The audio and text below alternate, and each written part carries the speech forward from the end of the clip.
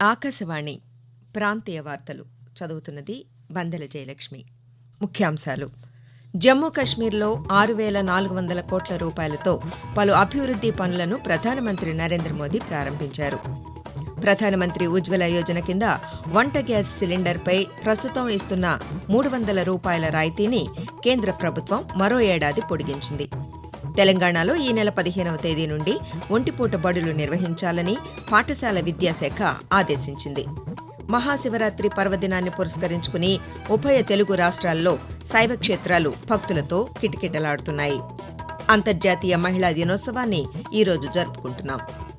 వార్తల వివరాలు: జమ్మూ కశ్మీర్ ఇప్పుడు అభివృద్ది పదంలో కొత్త పుంతలు తొక్కుతోందని ప్రధానమంత్రి నరేంద్ర మోదీ పేర్కొన్నారు. నిన్న జమ్మూ కశ్మీర్లో పర్యటించిన ఆయన వ్యవసాయ ఆధారిత ఆర్థిక రంగానికి, పర్యాటకానికి ఊతమిచ్చే 6,400 కోట్ల అభివృద్ది పనులను ప్రారంభించారు. అనంతరం వికసిత భారత్, వికసిత జమ్మూ కశ్మీర్ కార్యక్రమంలో ప్రసంగించారు. జమ్మూ కశ్మీర్ ఒక ప్రాంతం మాత్రమే కాదని, దేశానికి కిరీటమని ప్రధానమంత్రి తెలిపారు. విదేశాలలో కాకుండా భారతదేశంలో వివాహాలు చేసుకోవాలని పిలుపునిచ్చారు. దేశ ప్రజలు తమ కుటుంబంలో జరిగే వివాహాలను జమ్మూ కశ్మీర్లో నిర్వహించుకోవచ్చని, దానివల్ల స్థానిక ప్రజల జీవితాలు మెరుగవుతాయని తెలిపారు.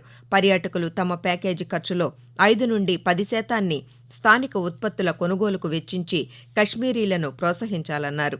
ఈ సందర్భంగా వివిధ పథకాల లబ్ధిదారులతో మాట్లాడారు.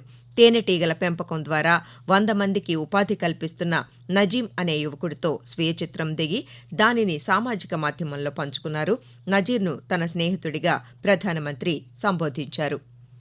ప్రధానమంత్రి ఉజ్వల యోజన కింద వంట గ్యాస్ సిలిండర్పై ప్రస్తుతం ఇస్తున్న ₹300 రాయితీని మరో ఏడాది పొడిగించారు. దీనివల్ల 10.27 కోట్ల మంది లబ్ధిదారులకు ప్రయోజనం కలుగుతుందని కేంద్ర ప్రభుత్వం తెలిపింది. ప్రధానమంత్రి నరేంద్ర మోదీ అధ్యక్షతన నిన్న కేంద్ర మంత్రిమండలి సమావేశమై పలు కీలక నిర్ణయాలు తీసుకుంది. ఈ సందర్భంగా పీయూష్ గోయల్ పాత్రికేయులతో మాట్లాడుతూ కేంద్ర ప్రభుత్వ ఉద్యోగులు, పింఛనుదారులకు 4% DA, DR పెంచారు. ఈ ఏడాది జనవరి నుంచే దీన్ని వర్తింపజేయనున్నారు. ఇప్పటి వరకు మూల వేతనంలో 46%గా ఉన్న DA ప్రస్తుత 4% పెంపుతో 50%కి చేరుతుంది. ఉద్యోగులకు లభించే వివిధ ప్రయోజనాలు 25% మేర అదనంగా పెరగనున్నాయి. అలాగే ముడి జూట్ కనీస మద్దతు ధరను క్వింటాల్కు ₹285 పెంచారు. దీంతో జూట్ కనీస మద్దతు ధర ₹5,335కు చేరనుంది. ఈశాన్య రాష్ట్రాల్లో పరిశ్రమలను ప్రోత్సహించడానికి ఉన్నతి 2024 పేరుతో 10,037 కోట్ల రూపాయల పథకానికి కూడా మంత్రివర్గం ఆమోదముద్ర వేసింది. దేశంలో కృత్రిమ మేధ AI అభివృద్ది, పరిశోధనలకు 10,372 కోట్ల రూపాయలతో AI మిషన్ ఏర్పాటుకు కూడా కేంద్ర మంత్రివర్గం ఆమోదం తెలిపింది. తెలంగాణలో అభివృద్ది పనులకు నిధుల కోసం కేంద్ర ప్రభుత్వం తమకు సహకరించాలని ముఖ్యమంత్రి రేవంత్ రెడ్డి పేర్కొన్నారు. రాష్ట్ర ప్రభుత్వం 2,232 కోట్లతో రాజీవ్ రహదారిపై చేపట్టిన ఎలివేటెడ్ కారిడార్ పనులకు నిన్న ముఖ్యమంత్రి భూమి పూజ చేశారు. కార్యక్రమంలో మంత్రులు కోమటిరెడ్డి వెంకటరెడ్డి, పొన్నం ప్రభాకర్ తదితరులు పాల్గొన్నారు. ఈ సందర్భంగా రేవంత్ రెడ్డి మాట్లాడుతూ ప్రధానమంత్రి నరేంద్ర మోదీని, రక్షణ మంత్రి రాజ్నాథ్ సింగ్ను కలిసి ప్రాజెక్టు అవసరాన్ని వివరించామని తెలిపారు. ఆంధ్రప్రదేశ్ ముఖ్యమంత్రి వైఎస్ జగన్మోహన్ రెడ్డి సంక్షేమం, అభివృద్ది లక్ష్యంగా రాష్ట్రంలో పరిపాలన కొనసాగిస్తున్నారని ఆంధ్రప్రదేశ్ రవాణా శాఖ మంత్రి పినిపే విశ్వరూప్ తెలిపారు. డాక్టర్ బిఆర్ అంబేద్కర్ కోనసీమ జిల్లా అమలాపురం మండలంలో నిన్న 2,772 మంది లబ్ధిదారులకు ఇళ్ల స్థలాల పట్టాలను పంపిణీ చేశారు.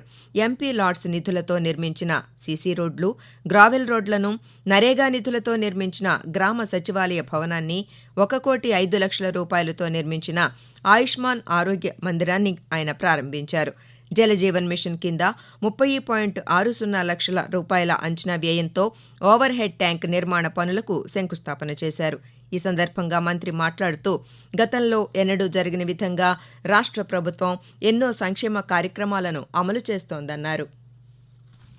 రాష్ట్రంలో మహిళా సాధికారత సాధించేలా మహిళల స్థితిగతులను పెంచేందుకు, జీవనోపాధులను మెరుగుపర్చేందుకు ఆంధ్రప్రదేశ్ ప్రభుత్వం నిర్ణయాలు తీసుకుందని రాష్ట్ర హోంమంత్రి, విపత్తుల నిర్వహణ శాఖ మంత్రి తానేటి వనిత చెప్పారు. తూర్పుగోదావరి జిల్లా రాళ్లకుంట, ద్వారకా తిరుమల గ్రామాల్లో నిన్న అంతర్జాతీయ మహిళా దినోత్సవ వేడుకలు నిర్వహించారు. ఈ సందర్భంగా మంత్రి మాట్లాడుతూ రాష్ట్రంలో విద్య, వైద్య రంగాలకు ముఖ్యమంత్రి జగన్మోహన్ రెడ్డి అత్యధిక ప్రాధాన్యత ఇస్తున్నారని చెప్పారు. మన పిల్లల కోసం, మంచి ఆరోగ్యం కోసం, చక్కటి చదువు కోసం ముఖ్యమంత్రి విశేషమైన కృషి చేస్తున్నారని తెలిపారు. తెలంగాణలో అంతర్జాతీయ ప్రమాణాలతో త్వరలో నైపుణ్య విశ్వవిద్యాలయాన్ని ఏర్పాటు చేస్తామని ఐటీ, పరిశ్రమల శాఖ మంత్రి డి. శ్రీధర్ బాబు తెలిపారు. ఈ అంశంపై ముఖ్యమంత్రి రేవంత్ రెడ్డి, మంత్రివర్గ సహచరులు, అధికారులు చిత్తశుద్దితో ఉన్నట్లు ఆయన వివరించారు. తెలంగాణలో ఉద్యోగ, ఉపాధి అవకాశాలు, ఇంటర్న్షిప్, ఉద్యోగాల కల్పన, విద్యార్థుల అభివృద్ధి అనే అంశంపై నిన్న అంబేద్కర్ సార్వత్రిక విశ్వవిద్యాలయంలో రౌండ్ టేబుల్ సమావేశాన్ని నిర్వహించారు. ఈ కార్యక్రమంలో మంత్రి మాట్లాడుతూ రాష్ట్రం విద్య, ఐటీ రంగాల్లో దేశంలోనే అగ్రగామిగా ఉందన్నారు. ఆకాశవాణి ప్రాంతీయ వార్తలు వింటున్నారు. తెలంగాణలోని అన్ని పాఠశాలలు ఈ నెల 15 నుండి ఒంటిపూట తరగతులు నిర్వహించాలని పాఠశాల విద్యాశాఖ ఆదేశించింది. ఉదయం 8 గంటల నుండి మధ్యాహ్నం 12:30 వరకు ఒంటిపూట బడులు నిర్వహించాలని పేర్కొంది. ప్రభుత్వ పాఠశాలలతో పాటు ఎయిడెడ్, ప్రైవేటు యాజమాన్యాలన్నీ ఈ నిబంధనలు తప్పకుండా పాటించాలని స్పష్టం చేసింది. ప్రభుత్వ పాఠశాలల్లో మధ్యాహ్న భోజన పథకాన్ని అమలు చేయాలని, పిల్లలకు మధ్యాహ్న భోజనాన్ని అందించిన తర్వాత ఇంటికి పంపాలని నిర్దేశించింది. 10వ తరగతి పరీక్షలు ఈ నెల 18 నుండి ప్రారంభం కానుండటంతో పరీక్షా కేంద్రాలుగా ఉన్న పాఠశాలలను మధ్యాహ్నం 1 గంట నుండి సాయంకాలం 5 గంటల వరకు నిర్వహించాలని తెలిపింది. 2023-24 విద్యా సంవత్సరానికి గాను ఏప్రిల్ 23వ తేదీని పాఠశాలలకు చివరి పనిదినంగా విద్యాశాఖ నిర్దేశించింది. మహాశివరాత్రి పర్వదినాన్ని పురస్కరించుకుని ఉభయ తెలుగు రాష్ట్రాల్లో శైవ క్షేత్రాలు భక్తులతో కిటకిటలాడుతున్నాయి. ప్రముఖ వాయులింగ క్షేత్రం శ్రీకాళహస్తిలో, గుంటూరు జిల్లా కోటప్పకొండపై త్రికోటేశ్వర స్వామి తిరునాళ్లు ఘనంగా జరుగుతున్నాయి.